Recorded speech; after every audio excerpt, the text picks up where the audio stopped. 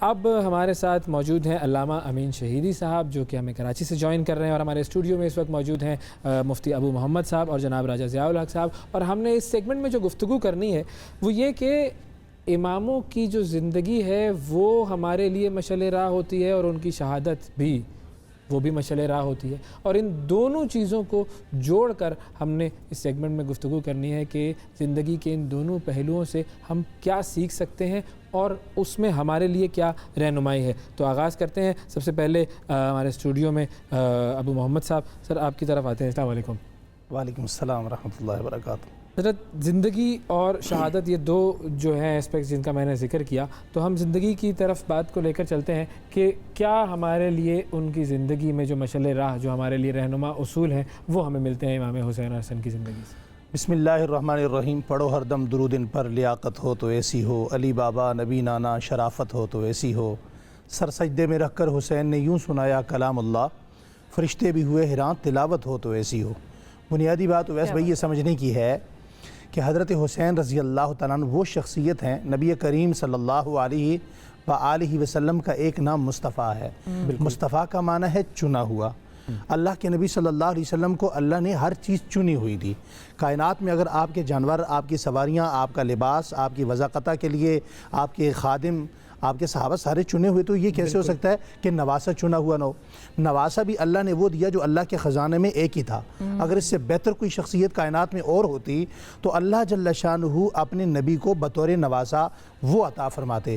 اور صرف یہ نہیں کہ وہ شخصیت چنی ہوئی ہے، آپ یہ دیکھیے کہ لفظ حسین، نام حسین اتنا مقدس ہے کہ حضرت حسین رضی اللہ تعالیٰ عنہ سے پہلے کائنات میں کسی کا نام حسین رکھا ہی نہیں گیا۔ بات آپ نے بڑی خوبصورت سوال کیا کہ آج ہم شہادت پر بہت زیادہ بات کرتے ہیں۔ شہادت عظمت ہے، شہادت نعمت ہے، شہادت تمغہ ہے، شہادت ایک امتیاز ہے، اور شہادت ایک لیول ہے، ایک برینڈ ہے، اور یہ اللہ جل شانہ نے ان کو دینا ہی دینا تھا، کیونکہ باقی ساری عظمتیں دے کر یہ کیسے ہو سکتا کہ کائنات کی عظیم عظمت اللہ حضرت حسین کو بوقت موت، بوقت شہادت نہ دیتے، دنیا سے رخصتی کے وقت نہ دیتے، وہ دینی ہی دینی تھی، وہ مقام تھا۔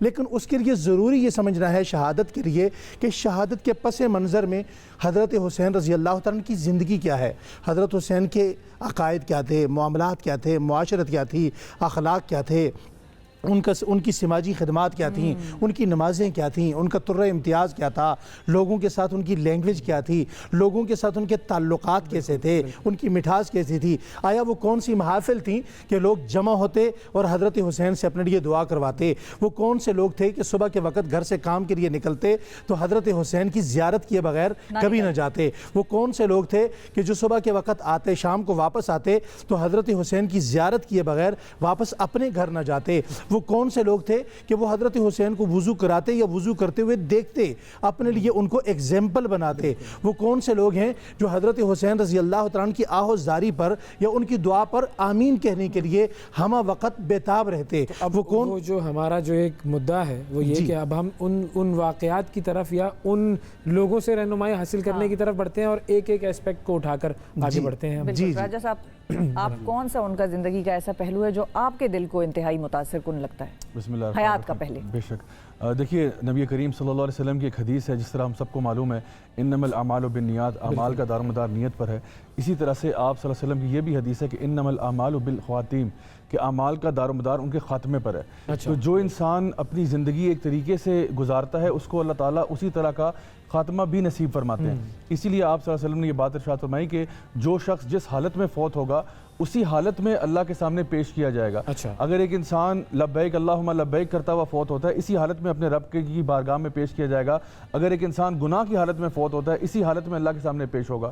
تو ہم نے اصل میں جائزہ اس بات کا لینا ہے کہ وہ تو نواسہ رسول تھے صلی اللہ علیہ وسلم، اور وہ ان کا جو کردار تھا، اخلاق تھا، معاملات تھے، وہ ان کا جو واقعہ کربلا جب ہم پڑھتے ہیں اور اس کے حالات دیکھتے ہیں، میں سمجھتا ہوں کوئی شخص بھی جس کے سینے میں دل ہے وہ ہو نہیں سکتا کہ اس کی آنکھیں جو ہیں وہ یعنی اس میں سے نم نہ ہو جائیں اور وہ آنسو کی بارش نہ لگ جائے وہاں پہ، کیونکہ وہ واقعہ ہی ایسا ہے جہاں پہ نواسہ رسول یہ وہ شخصیت ہیں جو کہ نبی کریم صلی اللہ علیہ وسلم کی گود میں بیٹھا کرتے تھے، جو ان کی چھاتی پر سر رکھا کرتے تھے، جو آپ کے یعنی کندھے مبارک پر سوار ہوا کرتے تھے۔ تو ان کے ساتھ یہ سلوک ہونا، یعنی ہم جب یہ پورا واقعہ دیکھتے ہیں تو ایک تو ہمیں جو بہت بڑا سبق ملتا ہے وہ یہ ہے کہ ظلم کے خلاف کیسے کھڑا ہوا جاتا ہے. آج ہماری ملک اور قوم کا المیہ یہ ہے کہ ہم لوگ جب یہاں کہیں ظلم دیکھتے ہیں تھوڑی دیر کے لیے ہمارے ہیش ٹیگز بھی بن جاتے ہیں, تھوڑی دیر کے لیے ہم لوگ اپنا جوش اور ولولہ وہ ٹویٹر اور فیس بک پہ بھی نکال دیتے ہیں, لیکن کوئی اپنے آپ کو نہیں بدلنا چاہتا.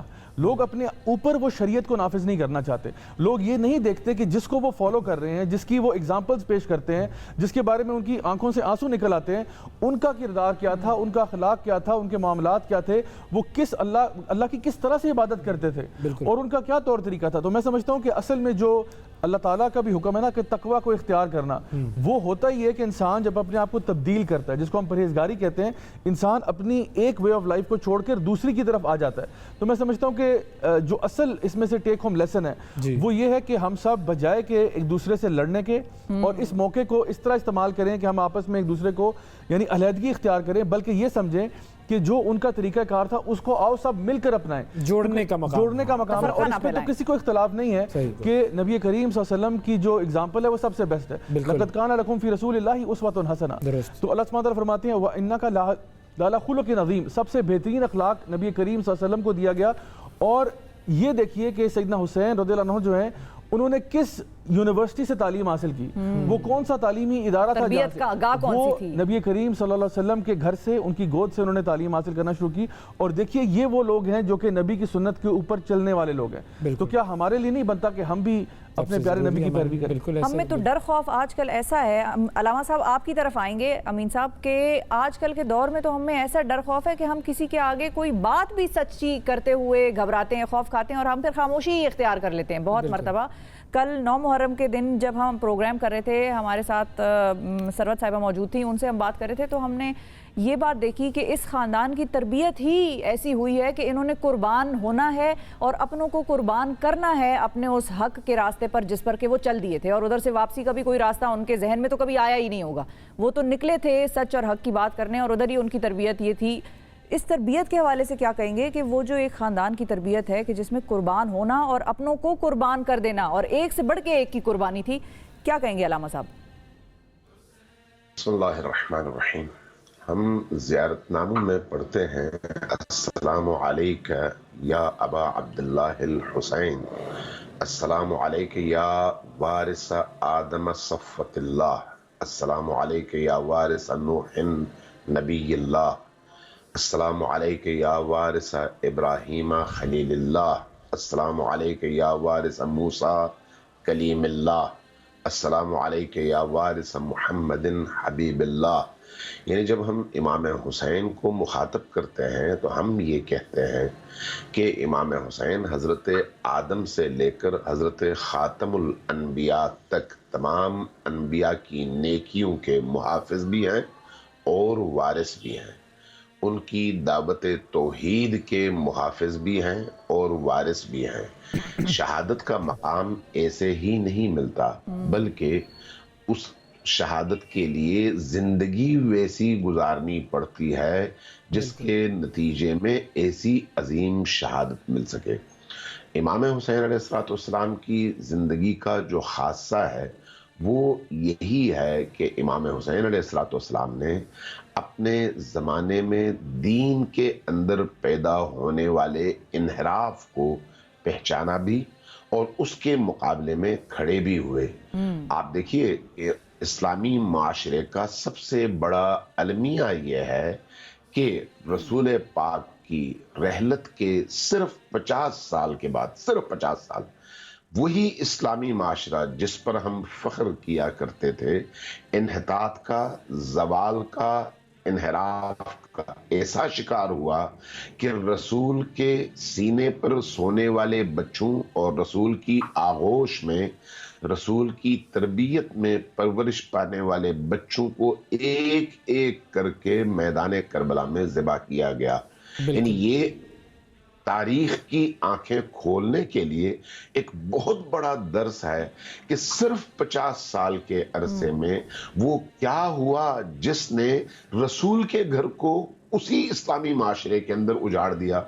تو اب اگر آپ اس کا تفصیلی بالاستیعاب جائزہ لیں گے تو اس نتیجے پر پہنچیں گے کہ حسین ابن علی 60 ہجری کے اس زمانے میں زمین کے اوپر رسول کی نسل میں سے واحد امام بچے تھے جنہوں نے رسول کی آغوش میں تربیت پائی تھی اور رسول سے دین لیا تھا، اور رسول کے حکم کے مطابق حسین منی و انا من حسین کی مصداق کے طور پر وارث حسین بھی تھے، وارث نبی بھی تھے اور نبی کی تعلیمات کے محافظ بھی تھے۔ اب اگر کربلا کے واقعے کا ہم جائزہ لیں تو حسین ابن علی علیہ السلام نے اتنی بڑی قربانی کیوں دی؟ یہ خود ایک بہت بڑا سوال ہے کہ حسین ابن علی مدینہ سے نکلتے ہیں، مکہ جاتے ہیں، حج کے اجتماع میں لاکھوں لوگ آتے ہیں، ان لاکھوں لوگوں کو ذی الحج کے پہلے ہفتے میں مکہ میں احرام کی حالت میں چھوڑ کر، حج کو چھوڑ کر رخ کرتے ہیں عراق کا، کیوں؟ اس کا مطلب یہ ہے کہ حسین ابن علی ایک ایسے فریضے کی طرف متوجہ ہیں جس کی طرف دوسرے مسلمان متوجہ نہیں ہیں۔ حج تب حج ہے جب معاشرے کے اندر اللہ کی توحید حاکم ہو اور برائیوں کا آپ خاتمہ کر سکیں۔ نماز تب نماز ہے جب اس نماز کے نتیجے میں رسول اللہ کی تعلیمات کو آپ زندہ کر سکیں۔ اگر نماز بھی ہو، ظلم بھی ہو، حج بھی ہو، قتل و غارت گری بھی ہو، احکام خدا پر عمل بھی کیا جائے اور ساتھ میں چوری، ڈاکے اور مسلمانوں کی ناموس پر حملے بھی کیے جائیں، تو پھر یہ اسلام اور کفر کا ملغوبہ سامنے آتا ہے، اسلام خالص نہیں ہوتا۔ امام حسین علیہ السلام نے اس خالص اسلام کو اس ملغوبے سے نکالنے اور دنیا کو بتانے کے لیے عراق کا رخ فرمایا، اور پھر بچوں کا انتخاب کر کے، خواتین کا انتخاب کر کے، حتیٰ معصوم علی اصغر کا انتخاب کر کے ایک ایسی حکمت عملی بنائی جس کے نتیجے میں عالم اسلام ہی نہیں بلکہ روئے زمین پر ایک انسانی انقلاب برپا ہو، بھونچال آئے کہ وہ کون سے حوادث ہیں یا وہ کون سی وجوہات ہیں جس کی بنیاد پر نبی کے نواسے نے مدینہ چھوڑا اور کربلا کی تپتی صحرا میں جا کر اتنی عظیم قربانی دی۔ کیا اس عظیم قربانی کے بغیر اسلام بچ نہیں سکتا تھا؟ یہ ایک ایسا سوال اٹھا جس نے عالم اسلام کے ہر انسان کے ذہن کو ہلایا اور دلوں کے اندر ایک تڑپ پیدا کر دی۔ یہی وجہ ہے کہ جب حسین ابن علی علیہ السلام کا واقعہ کربلا میں ہوا تو اس کے بعد آپ یہ دیکھتے ہیں کہ آج 1400 برس گزر چکے ہیں، کوئی بھی شخص ایسا نہیں ہے جو سر اٹھا کر یزید بننے کا دعویداری کرے یا یزید کی حمایت کی جرأت کرے۔ کیوں؟ یزیدیت ایک گالی بن کر رہ گئی ہے حسینیت کے مقابلے میں، جبکہ خود امام حسین علیہ السلام کا جو رستہ ہے وہ رستہ آج حتیٰ ہندو بھی مشکل کے موقع پر اس رستے کو اپنانے کے دعویدار ہوتے ہیں۔ بالکل مسلمانوں میں کوئی فرق جبھی تو وہ ہے نا کہ وہ ہر قوم پکارے گی ہمارے ہیں حسین، ہمارے ہیں حسین۔ علامہ صاحب آپ کو ایک لمحے کے لیے میں روکوں گا، میں ابو محمد صاحب آپ کی طرف آنا چاہوں گا۔ بڑی اہم باتیں کی علامہ صاحب نے، اس میں 2-3 نقطے ہیں جو میں نے نوٹ کیے۔ ایک تو یہ کہ 50 سال حضور اکرم صلی اللہ علیہ وآلہ وسلم کو دنیا سے پردہ فرمائے ہوئے ہیں، تو ایسا ان 50 سالوں میں کیا ہو گیا کہ ہم اس نہج پر پہنچ گئے کہ نواسۂ رسول صلی اللہ علیہ وآلہ وسلم کے ساتھ یہ معاملہ ہو گیا؟ اس 50 سال میں ایسا ہوا کیا، اور ہم کیا اس سے سیکھ سکتے ہیں کہ اب ہم اپنے آپ کو ذرا بہتر بھی کر سکیں؟ بسم اللہ الرحمن الرحیم۔ قرآن کریم میں اللہ تعالیٰ فرماتے ہیں فَإِنْ آمَنُوا بِمِثْلِ مَا آمَنْتُمْ بِهِ فَقَدِ اهْتَدَوْا۔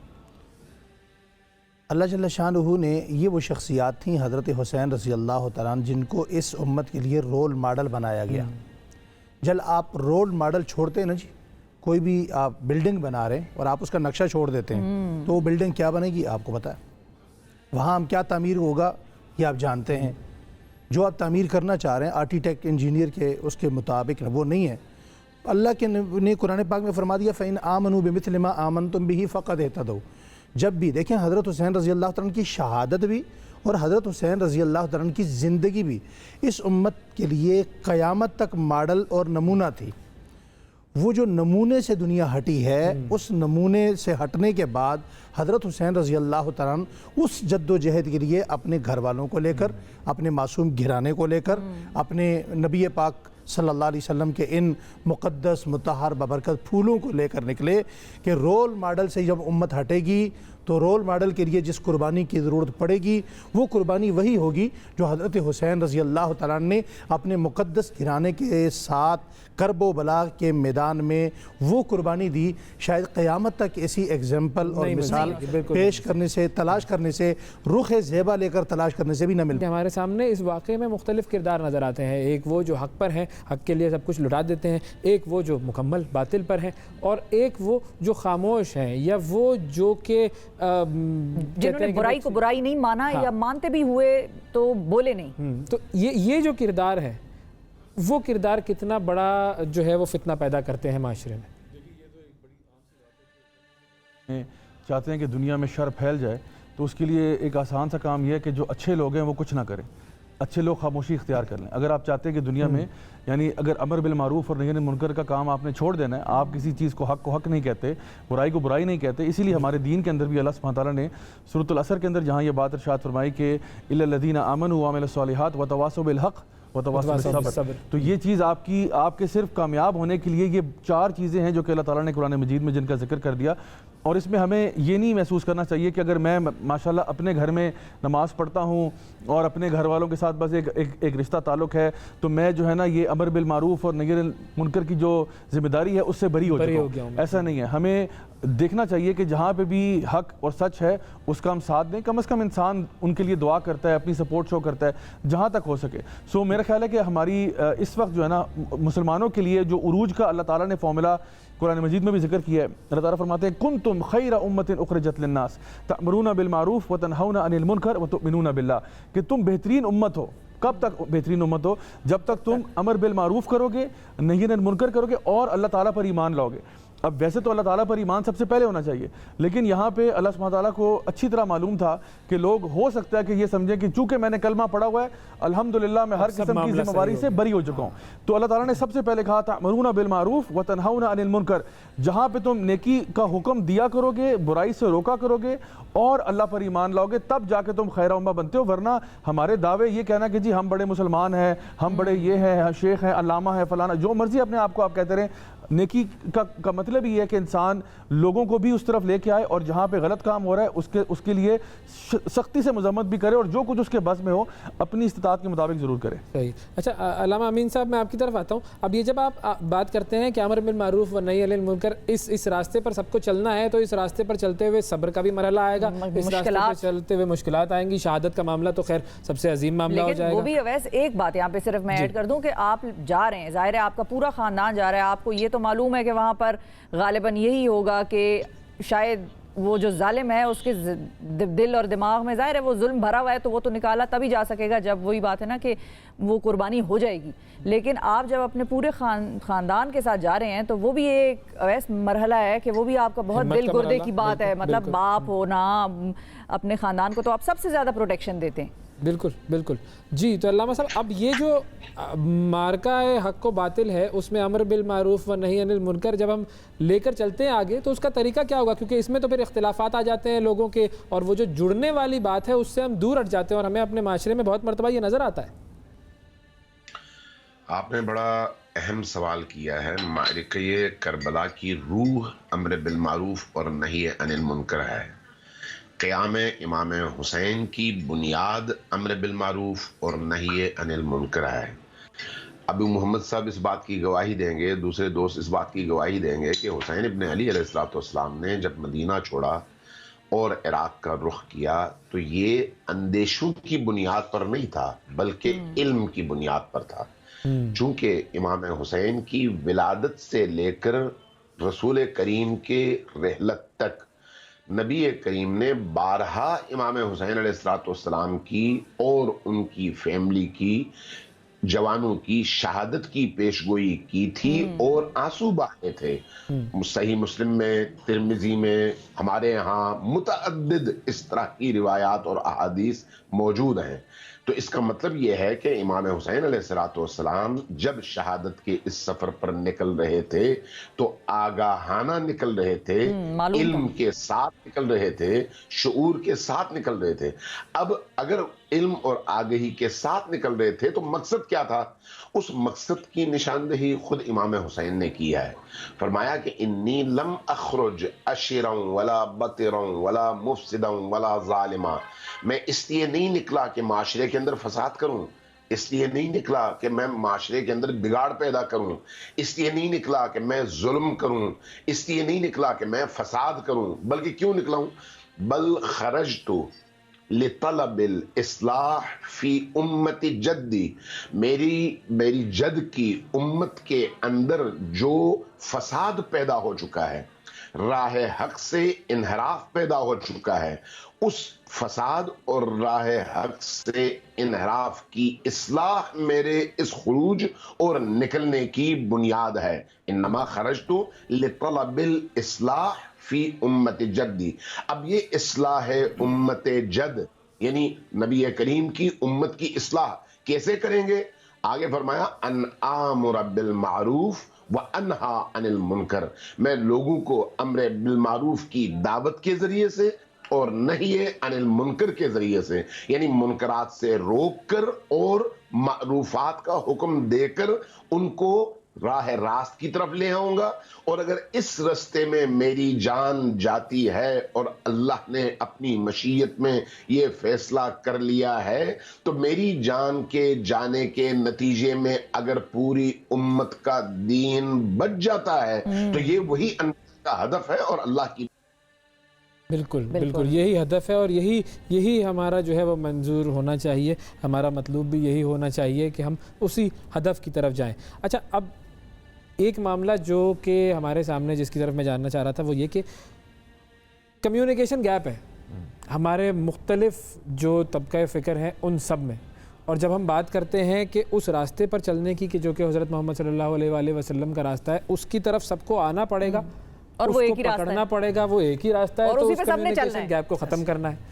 वो फार्मूला क्या हो सकता है उस कम्युनिकेशन गैप को ख़त्म करने का कि वो जो वहदत उम्मत जिसका हम जो हमारा एक बड़ा मकसद होना चाहिए उसकी तरफ कैसे जा सकते हैं? मुझसे सवाल है? जी। बिस्मिल्लाहिर्रहमानिर्रहीम। आपने बड़ा प्यारा सवाल किया और मुहर्रम के एतबार से भी और उम्मत के एतबार से वैसे भी ये दुनिया का सबसे अहम सवाल है।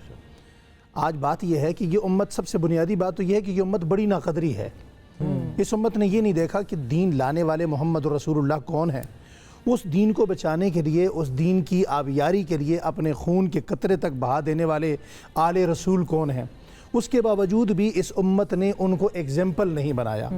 आज हम मुख्तलिफ फ़िरक़ों में बटे हुए हैं, कोई देवबंदी है, कोई बरेलवी है, कोई अहले हदीस है, कोई कुछ है, और हमने ये अना की दीवारें इतनी बुलंद कर दी हैं कि इन दीवारों के पीछे सिवाय हमारी अना के और कुछ नहीं।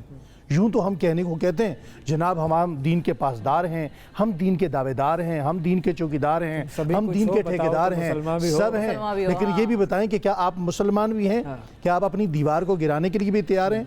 ये सिर्फ अनानियत पल रही है, अनानियत पनप रही है, और वो इतना वजूद पकड़ चुकी है कि मैं साथ वाली राजा भाई की मस्जिद में मैं नमाज़ पढ़ना गवारा नहीं करता, दूसरों के लिए मैं एग्जाम्पल बन रहा हूँ। भाई अल्लाह के नबी सल्लल्लाहु अलैहि वसल्लम ने इन फ़िरक़ों में हमें तकसीम नहीं किया। हमारा जस्ट ओनली नाम क्या है? सिर्फ मुसलमान। हम सिर्फ मुसलमान हैं।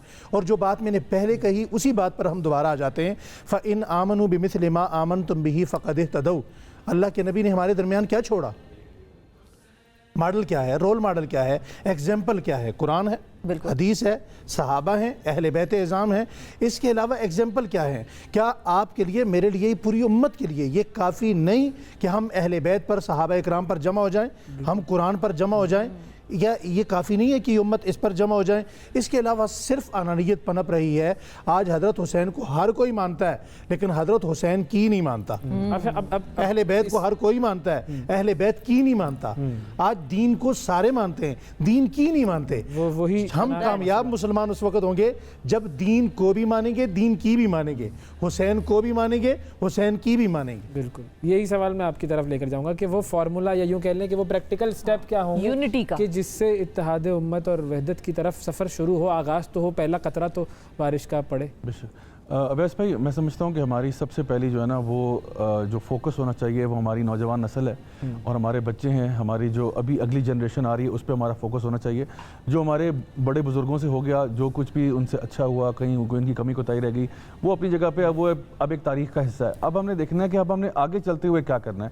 اگر کوئی, جیسا کہ مفتی صاحب نے ارشاد فرمایا کہ دیواریں کھڑی ہو گئی ہیں, اب ہم نے کیا کرنا ہے, تو میں سمجھتا ہوں اس مقام پر سب سے پہلے ہم نے اپنے بچوں کی اچھی تربیت کرنی ہے. وہ تربیت کیسے ہوگی؟ ان کو دنیاوی علوم جہاں پہ ہم پڑھا رہے ہیں, سیکولر ایجوکیشن دے رہے ہیں, سائنسز پڑھا رہے ہیں, ضرور پڑھائیں, اس میں کوئی یعنی مذاہقہ نہیں ہے, لیکن میں سمجھتا ہوں کہ جو ساتھ چیز کرنے والی ہے وہ اصل میں دین اسلام ہے. ان کو یہ بتانا کہ یعنی ہمارے بچے نہ تاریخ سے واقف ہیں نہ اسلام سے واقف ہیں, تو جب وہ چیزیں معلوم ہی نہیں ہیں تو پھر وہ کیسے اس کو فالو کیسے کریں گے؟ دیکھیں, میں فالو تو ابھی آج کا اگر نوجوان اٹھا کے دیکھیں, وہ کس کو فالو کر رہا ہے؟ وہ کرسٹیانو رونالڈو کو فالو کر رہا ہے, وہ میسی کو فالو کر رہا ہے, وہ مائیکل جیکسن کو فالو کر رہا ہے, وہ XYZ براد پٹ, ٹام کروز کو فالو کر رہا ہے, کیونکہ یہ وہ لوگ ہیں جو اس کو نظر آتے ہیں, ان کی پوری زندگی سے وہ واقف ہے. اس کو یہ پتا ہے یہ صبح ناشتے میں کیا کھاتا ہے, یہ کس ٹائم پہ سوتا ہے, یہ کس جو ہے نا لیگ کے ساتھ کھیل رہا ہے, یہ ساری تعلیم ہمارے پاس موجود ہے تھینکس ٹو سیکولر ایجوکیشن. لیکن دوسری طرف اگر آپ امام حسین کے بارے میں ان سے بات کرتے ہیں, صحابہ کرام کے بارے میں بات کرتے ہیں, ان کو کچھ معلوم نہیں ہے. امہات المومنین کے نام پوچھ لیں, ان کو نام معلوم نہیں ہوں گے. آپ ان سے یہ پوچھیں عشرہ مبشرہ کے صحابہ کون تھے, یہ معلوم نہیں ہوگا. پھر ادھر مسائل آ جاتے ہیں نا راجہ صاحب, جب ہم کہتے ہیں کہ اسلامک ایجوکیشن کو اسکولوں میں انکارپوریٹ کریں تو وہ بھی ایک آواز اٹھتی ہے اور وہ شور برپا ہوتا ہے ہمارے ہی اسی اسلامی جمہوریہ پاکستان میں. تو یہ تو دیکھیں, میں سمجھتا ہوں اگر ہم لوگ دیکھیں, ایک پہلی بات یہ, اگر تو ہم سیریس ہیں کہ ہم نے اپنی قوم کے حالات بدلنے ہیں, اگر تو ہم نان سیریس ہیں پھر جو مرضی کرو, پھر مطلب آزاد ہو, جو مرضی کرو, پہلے بھی یہ کر رہے تھے اب بھی کرتے ہو. لیکن اگر آپ واقعتاً سیریس ہیں کہ ہم نے اپنی نیشن کو سیدھے ٹریک پہ لے کے آنا ہے, اور اگر آپ واقعی یہ دل سے سمجھتے ہیں کہ اگر ہمارے بچے جو ہیں وہ دین کو سمجھیں گے, صرف قرآن مجید کی تلاوت کرنا کافی نہیں ہے. اللہ تعالیٰ فرماتے ہیں افلا یتدبرون القرآن, کیا تم قرآن پر غور نہیں کرتے ہو, یا کیا تمہارے دلوں پر تالے لگ چکے ہیں؟ یہ جن ہیروز کی آپ بات کرتے ہیں, جو مسلم ہیروز ہیں, ان کی لائفز کس چیز پر مبنی تھی, وہ کس چیز پر جیتے اور مرتے تھے, یہ دیکھا کریں. جب تک یہ ہمارے بچوں کے اندر بات نہیں آئے گی تب تک بھول جائیں کہ ہمیں کوئی کامیابی مل سکتی ہے. پھر ایسے ہی واقعات ہوں گے جیسے یہ آپ کے سامنے ابھی جو نا نور مقدم کا واقعہ ہوا, پڑھے لکھے لوگ واقعات کر رہے ہیں. مطلب آپ سمجھتے ہیں کہ یہ جو مرڈرز ہو رہے ہیں, اللہ معاف کرے, F11 میں ایک واقعہ ہوا, F8 میں ہوا, ہم تو دیکھتے ہیں کہ کون سے واقعات چل رہے ہیں. کوئی بیچاری لڑکی جو ہے اس کے جسم کو کاٹ کے تھیلیوں میں پھینکا جا رہا ہے, ڈسٹ بن میں پھینکا جا رہا ہے, کسی کی لاش کہاں مل رہی ہے, بچوں کے ساتھ زیادتی ہو رہی ہے, عورتوں کے ساتھ ہو رہی ہیں. یہ پورا کا پورا معاشرہ, ڈسپائٹ دا فیکٹ کہ آج ہم یہ بوسٹ کر سکتے ہیں ہمارا لٹریسی ریٹ جی اتنا بڑھ گیا, اتنے فیصد, کیا یہ لٹریسی ہے یا ان لٹریسی ہے کہ آپ کے ریپ کے تعداد بڑھ چکی ہے, بچوں سے زیادتی کے معاملات بڑھ چکے ہیں, قتل و غارت کے جو ہے نا واقعات, اس کے علاوہ فرقہ واریت. تو یہ ساری چیزیں, اصل مسئلہ یہ ہے کہ ہم لوگ جو دین کی بنیادی تعلیمات ہیں ان سے میلوں میل دور ہیں. جب تک ہم اپنے بچوں کو صحیح طریقے سے قرآن کا پیغام نہیں بتائیں گے, نبی کریم صلی اللہ علیہ وسلم کی سیرت سے ان کو آشنا نہیں کریں گے, واقف نہیں کریں گے, تب تک بھول جائیں کہ کوئی چینج آ سکتا ہے. تو میں سمجھتا ہوں اگر کوئی پریکٹیکل سٹیپ ہے تو وہ یہ ہے کہ نیشنل لیول کے اوپر جس طرح کریکولم میں آئینوں کے کچھ چینجز کیے جا رہے ہیں, یہ ایک بہت وسیع سطح پر ہونا چاہیے, تب جا کے کوئی خیر کی امید کی جا سکتی ہے. علامہ امین صاحب, قرآن, حدیث, صحابہ کرام اور اہل بیت, ان چار چیزوں پر جڑنا اور اس کے حوالے سے جو ہم بات کر رہے تھے اس کو اگر میں آپ کی طرف لے کر آؤں آخری سوال کی صورت میں, کہ کیسے پریکٹیکلی یہ چیزیں ساتھ مل کر کیسے ہو سکتی ہیں یہ چیزیں؟ بڑا آسان نسخہ ہے. اگر ہم اللہ اور رسول کی سنیں اور مانیں. اللہ کے رسول نے اپنی امت کے درمیان صحیح مسلم اور ابی داؤد کی روایت کے مطابق دو گراں بہا ترین چیزیں چھوڑی ہیں. انی تارکن فیکم الثقلین, اور بعض روایات میں الامرین, دو چیزیں چھوڑی ہیں, کتاب اللہ و عطرتی, اور ایک روایت کے مطابق کتاب اللہ و سنتی. سنتی بھی ہے لیکن عطرتی والی روایت بہت زیادہ ہے. تو اللہ کے رسول نے ہمارے درمیان رہنمائی کے لیے ایک کتاب چھوڑی ہے اور دوسری اپنی اہل البیت کو چھوڑا ہے۔ اگر ہم تمام امت مل کر کتاب خدا کو پکڑیں، اہل البیت عصمت و طہارت کو پکڑیں، رسول اللہ کے جلیل القدر اور پاکیزہ اصحاب کی پاکیزہ سیرت کو پکڑیں، تو کیسے ہو سکتا ہے کہ ہم گمراہ ہوں؟ جو گمراہ ہوا وہ وہی ہے جس نے اس پاکیزہ سیرت کو چھوڑا، چاہے وہ اس زمانے میں چھوڑا چاہے وہ آج چھوڑا۔ جب آپ سیرت رسول کو چھوڑیں گے، سنت نبوی کو چھوڑیں گے، رسول کی دی ہوئی امانتوں کو چھوڑ دیں گے، تو خود بخود انحراف کا شکار ہوں گے۔ ابھی بعض ہمارے دوستوں نے یہ کہا نا کہ رول ماڈلز کو ترک کر دینے کے نتیجے میں معاشرے کے اندر یہ فساد پیدا ہوا۔ تو جن کو رسول اللہ نے رول ماڈل بنا کر پیش کیا ان کو ہم نے کتنا پہچانا۔ آج ہم اپنا دین کس حد تک ان رول ماڈل سے لیتے ہیں۔ آج ہم محرم کی وجہ سے امام حسین کو جانتے ہیں، لیکن آیا محرم سے ہٹ کر کیا ہم ان جلیل القدر ترین اہل البیت کے افراد کو، شخصیات کو اور جلیل القدر ترین پاکیزہ ترین صحابہ کرام کو ہم پہچانتے ہیں؟ ان کی سیرت کے گوشوں کا ہم نے مطالعہ کیا ہے۔ میں اس لیے آپ کے تمام ناظرین سے ایک ریکویسٹ کرنا چاہوں گا، قرآن پڑھیے، مولوی کی نہ سنیے، قرآن پڑھیے۔ سب سے پہلے قرآن ہے، قرآن کو ترجمے کے ساتھ پڑھیے، صرف عبارت نہ پڑھیے۔ ترجمے کے ساتھ پڑھنے کے بعد آپ رسول کی احادیث کو پڑھیے، چاہے وہ احادیث اہل تشیع نے نقل کی ہوں یا اہل سنت نے نقل کی ہوں، اور اس کے بعد اپنی عقل کو استعمال کیجئے۔ اگر آپ نے قرآن اور سنت نبی کو اپنی عقل کے ساتھ پڑھا اور اس پر سوچنا شروع کر دیا تو خود بخود رستہ آپ کے سامنے کھل کر آئے گا اور گمراہی سے ہم سب نکل آئیں گے انشاءاللہ۔ انشاءاللہ۔ اور اس میں پھر ظاہر ہے دعا ضروری ہے کہ اللہ تعالیٰ سے ہم یہ دعا کرتے رہیں کہ وہ ہمیں سیدھے راستے پر رکھے اور حق کی تلاش میں ہماری مدد فرمائے۔ ہمارا جو رول ماڈل ہے اس کے حوالے سے جو سب سے اہم بات آئی وہ یہی کہ رول ماڈل حضور اکرم صلی اللہ علیہ وآلہ وسلم کی ذات، اہل بیت کی ذاتیں اور جو صحابہ کرام کی ذاتیں ہیں وہ، اور پھر قرآن اور حدیث کا جو علم ہے، ان تمام چیزوں کو ہم اپنے ساتھ لے کر چلیں تو ہی کامیابی اور فلاح پا سکیں گے۔ بہت شکریہ ادا کروں گا علامہ صاحب آپ کا بھی، آپ دونوں حضرات کا بھی بہت شکریہ کہ وقت دیا آپ لوگوں نے۔